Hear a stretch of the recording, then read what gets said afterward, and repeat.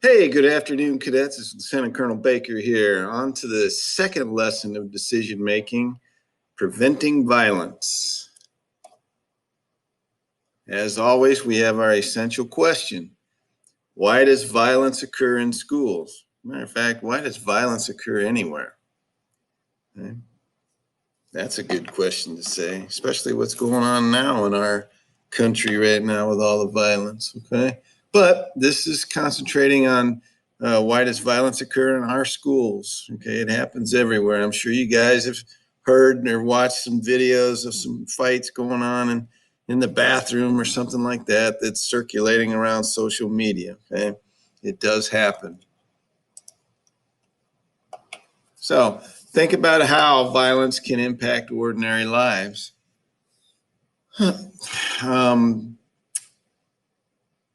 I've seen my oldest son be impacted by violence.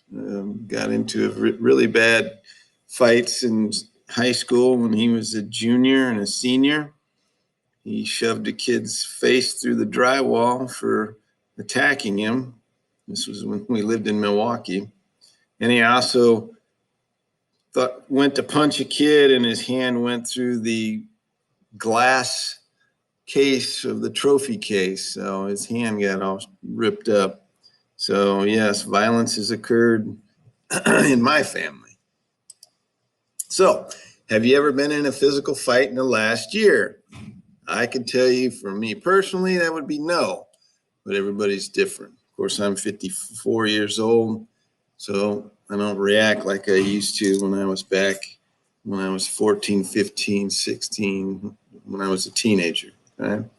So here's our learning objectives. We're going to examine the problem of violence in our society, and we're going to identify ways to prevent violence in schools, identify risk factors for teen violence, describe strategies for preventing violence, and these are some of the key words we're going to go and define: antisocial, gang, retaliate, and zero tolerance.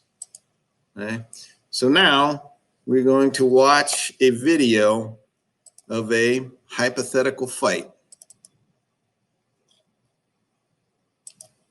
It's just a little fist fight.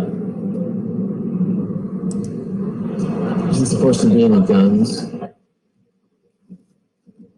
Just a little fist fight.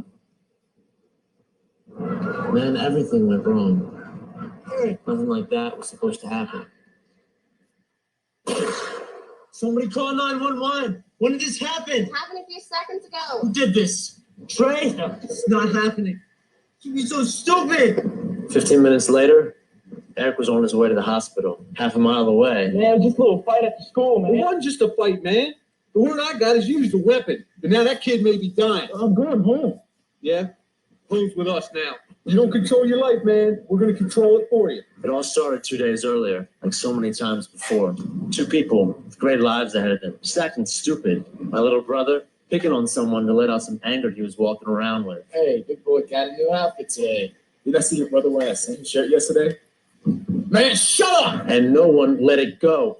I heard Eric hit your lunch. Nah, he was like trying to pick on me, but I wouldn't have it, man. You should fight him. What fight, man? Then someone starts instigating. I heard you wanted to fight Trey because he was saying some stuff about your family. Who said that? You shouldn't let him get away with that. Everyone knows she's instigating, but they still fall for it. Eric is going to fight you after school, but he thinks he won't show up. But I don't need to fight, though. And then they happened to meet in the hall. So what's up? Nothing, man. No one else was around, so they were cool. So I don't even want to fight you. I won't fight you either. And Trey, listen. You don't have to let someone go out hurting people. You can get a parent, you can get a teacher. But you've got too much to lose to fight. But he didn't really get it. And Eric, he didn't listen at all. You can be somebody, Eric. Say I'm a bad kid, man. Eric, people think of you as a bad kid because you played at that. Rise above this. Whatever. Trey's friend didn't help. You have to fight. You got no choice, Trey. And all the wrong people were involved. He said your mom is on crack, and then he said that she sleeps around and get money for drugs. All the right people, they didn't do anything. And everybody fight. People knew that it was wrong. Some he said, she said stuff. They still watched and helped make it happen. And when it went down, the guys let the crowd control them. And Amanda didn't know what to say. Too late anyways. When push came to shove, everyone made all the wrong decisions. Eric, he couldn't control himself. Trey didn't know how to stand up for himself without fighting. Scott was the worst friend a guy could have. And everyone lost. No one saw an alternative. No one thought of the consequences. And no one was left to get suspended. Hey, Daryl, I brought you something to eat.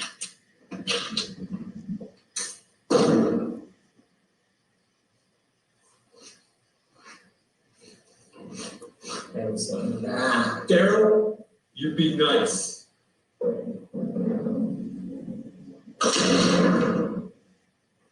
Well, there is swelling of the brain. It's probably going to have limited use of the entire right side of his body. How long is it going to be like that?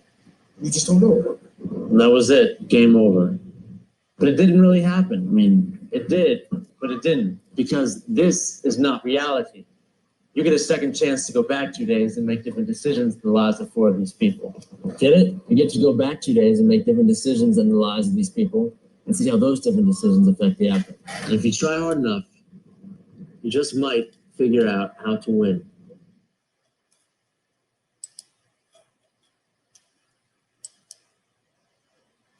Okay, so pretty good video. So consider the consequences of violence. Hey, how many people do you think were hurt as a result of what happened in there? The incident in the video.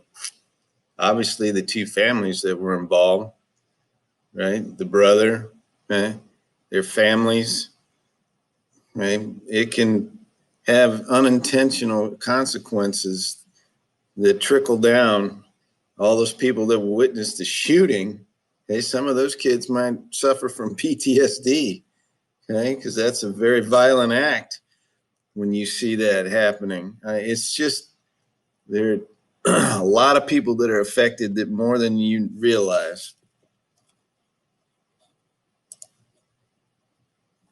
Okay, so think about the ways that you could have been prevented in that video. Okay, what could you have done to stop that fight from occurring? Okay, so let's think about how we prevent violence instead of everybody always wanting to encourage it. You see it in movies, video games. Okay, our whole society is strife with violence throughout it. Now with social media and the videos, everybody has cell phones and they're videoing fights, especially all the riots that are going on right now. Everybody sees it. It's like it's there in front of your face 24 hours a day. And eventually you get desensitized to it. In other words, you get used to it and it doesn't bother you anymore. Okay? So in 2013, about 25% of high school students reported being in a physical fight in the past year. Okay? 25%. We have 1,000 students in our high school. Okay, what's 25% of that? And that's how many people have been in a physical fight. Right? 8% reported being in a fight on school grounds. I remember in my high school, my best friend and I got into a fight with a couple kids, and everybody had to come and see it and witness it. Just like that video, although it didn't turn into somebody pulling a gun on us, but it was, when I think about it now, it was a pretty stupid fight. We never should have done it, but you know, I was young once like you guys were and didn't make proper decisions all the time. So the effects of violence, you have the victims, obviously, physical, they could be beat up, shot, cut. Then the psychological injuries, that's that PTSD I talked about. You also have the people that witnessed the fights. Okay, they're feeling fear and lack of safety. And what happens when your house gets burglarized? You don't feel safe in your house anymore because that violence came into that safe space. And then obviously society, the cost for all of this stuff that comes out of your tax dollars or your parents' tax dollars. Right? So here's school violence risk factors. Right? History of violent abuse. If you've been abused violently by somebody in your family, you're more likely to take it out on somebody else. You'll notice that these attention disorders, hyperactivity or learning disorders. And by the way, I've seen a rash of kids punching walls when they get really, really angry. One, that's not using your brain very well because you're hurting yourself and probably causing your parents to pay money for a doctor. But you have to find a good release of that anger, to where a constructive release, okay? Not punching a wall, not fighting somebody, things like that. Okay? Early involvement with illegal drugs, alcohol, or tobacco. Okay, those cloud your judgment, and you don't know when you're angry. Sometimes you can't control your behavior. You're in emotional distress all the time.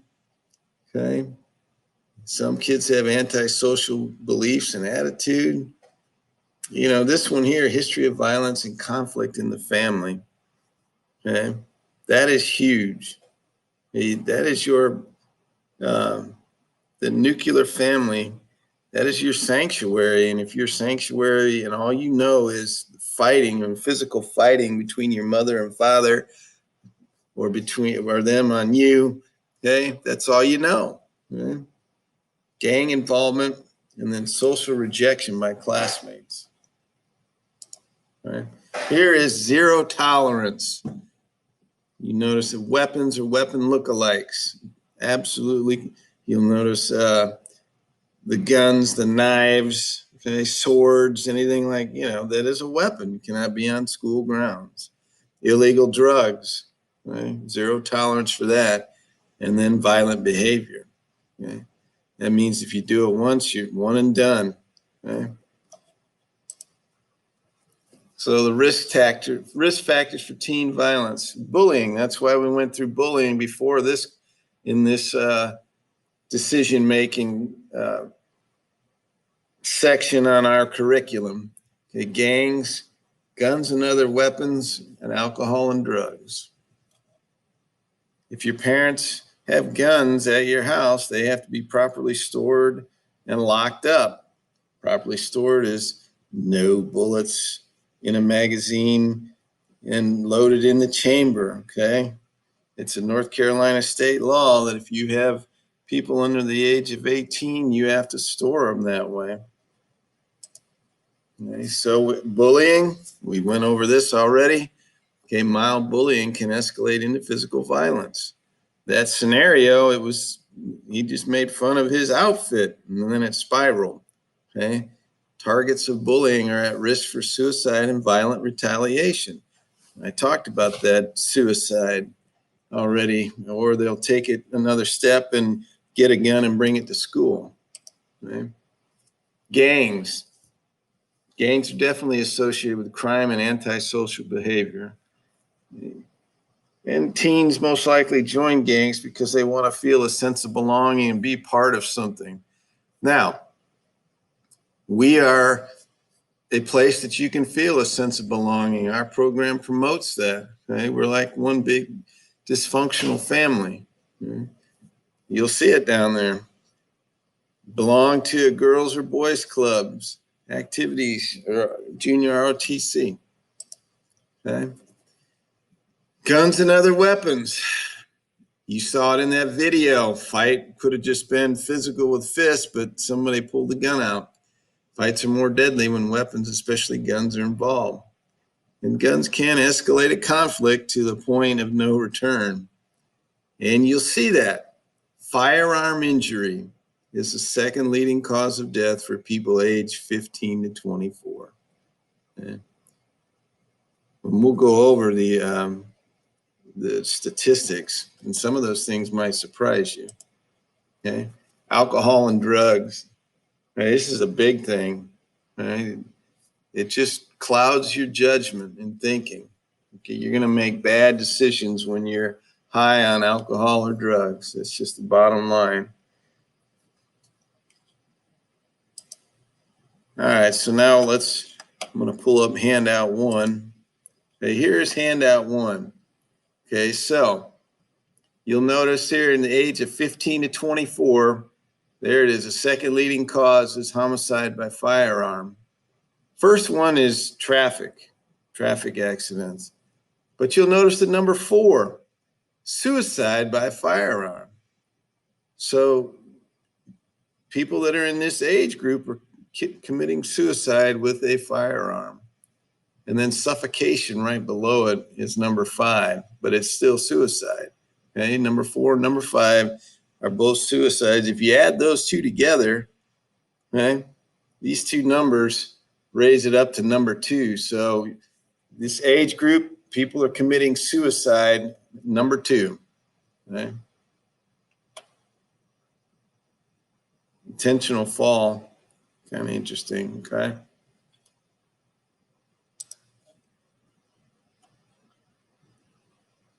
All right, so for this age group, what are the 2 main causes for homicide? Homicide by firearm and suicide by firearm, okay? Mathematically, how would you compare homicide by firearms with other types of homicide? You're right, it's 10 times more, as you'll see it at 3,700, okay?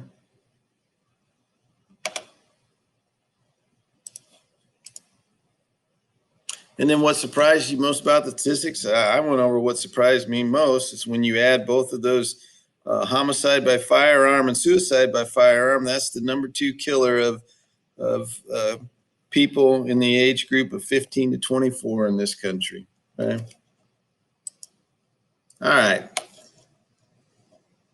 Being an advocate for preventing violence. Schools work very hard to create a safe, supportive environment for students to be academically and socially successful. Students must also help with keeping schools and campuses safe from violent acts. You can help prevent school violence by acting responsibly and encouraging others to do their part. Here are some actions that you can take and advocate. Refuse to bring a weapon or a weapon look-alike to school, to carry a weapon for another person, or to keep silent about those who carry weapons. You know somebody that's carrying a weapon to school, you need to tell somebody, okay? Immediately report any violent incidents or threats of violence to school authorities or the police. This is a good one here. Learn how to manage your own anger, not by punching walls, okay? You have to figure out how to manage your anger. I actually had to take anger management courses because I had an issue with it dealing with my ex-wife. Right? Help others settle arguments through proper conflict resolution. Mediation is for both sides in a dispute working to reach a peaceful agreement. In that video, those 2 gentlemen definitely could have reached a peaceful agreement and just walked away. Okay? Welcome new students and get to know students who are often left out. That's a big one because they're socially ostracized already because they're new. Sign or start a pledge of nonviolence in which students promise to settle disagreements using mediation and to work towards a safe campus. Even with the best intentions, violent conflicts still happen. If other people get into a fight, do not cheer them on. Having people around and cheering on the situation raises the chances that things will quickly get out of control. Do not try to end any violent conflict yourself because you may get hurt. You should be the ones who seek assistance from a school administrator or other school staff member. All right. So, a guest speaker was giving a presentation about guns in schools. He displayed a visual aid, pointed to you, and asked, guns can only do one of these things. Which one? That's right, escalate a conflict. You can never de-escalate a conflict with a gun. I don't care what you see on those movies. Okay, when you pull out a gun, everybody backs away, everybody's good to go. That's usually not how it works. Okay, alcohol is a 40%. Alcohol is a factor in 40% of all violent crimes. 40%, almost half of all violent crimes committed in the United States, alcohol was a factor in it. Yeah, that's why, just don't drink. Which of the following is a risk factor for those who commit violent crimes on school campuses? Poor behavior control. You see it all the time. Now you've got to learn how to control yourself. Okay. What type of policy have many schools adopted for weapons or weapon lookalikes, illegal drugs, and violent behavior?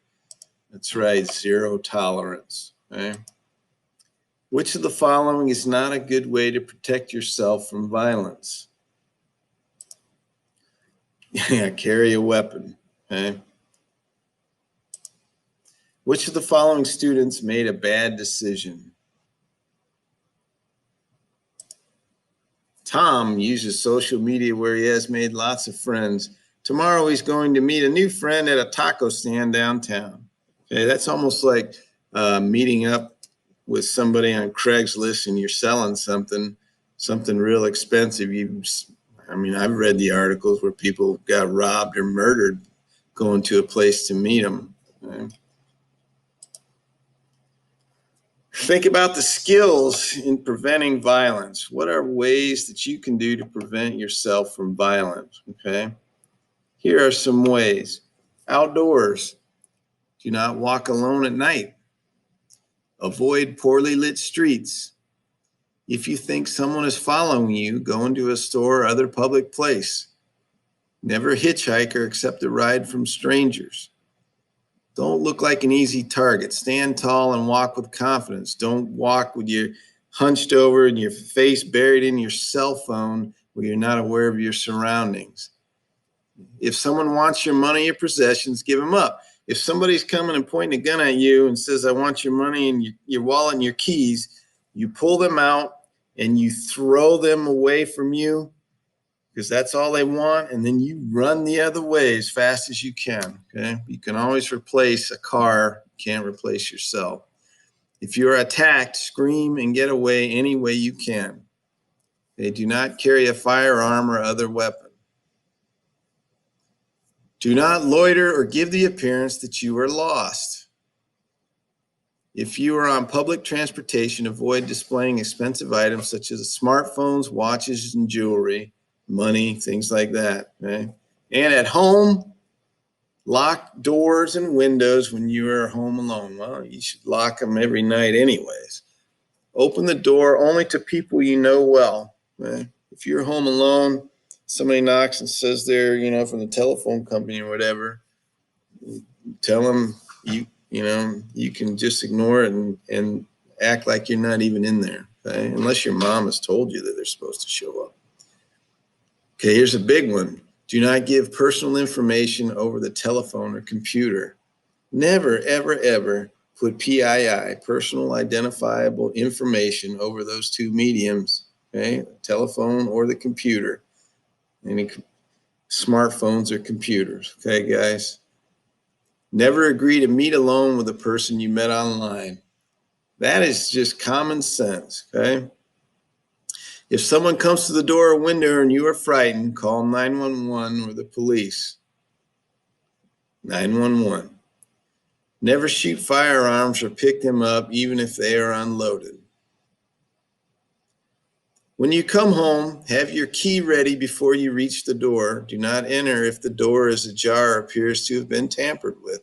It's called being aware of your surroundings. Okay? You always got to look. You got to be a tiger. Okay? Nobody wants to attack a tiger, right? Because you're aware, you're ready, your senses are heightened. Okay? The people that want to rob or rape or whatever, they want somebody that's meek, that's not paying attention, that they know is an easy target. Okay? Never tell a stranger you are home alone. Instead, say that your parents are busy and can't come to the door or phone. Never give that information out. Okay? Never.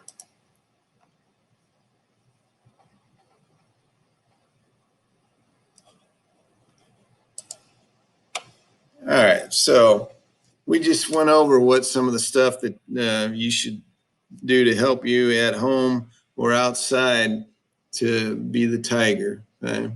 Not be attacked. Okay, so I like this question here. What skills can you develop to be a leader in preventing violence. Right? Well, no matter if you're with your circle, with your friends, maybe you guys go over some of those things that you should, especially online stuff. And then how can we help solve conflicts and prevent violence at school? Okay. Now, you got to do the performance assessment task.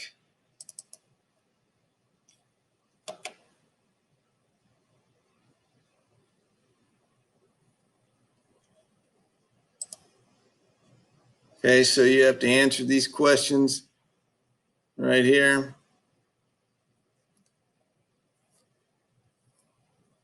And then turn it in. All right. Someone who is antisocial, is lacking sociable instincts or practices, sometimes violating accepted laws and customs. Okay. A gang is a group of people who associate with one another to take part in criminal behavior. I like this. Have fun and play sports. To get revenge by doing something bad to someone who has harmed you is to retaliate. Zero tolerance is a policy that makes no exceptions for any reason. Guns, weapons, alcohol and drugs, and violence. So why does violence occur in schools? You should have a better answer to that now. Thank you for your time.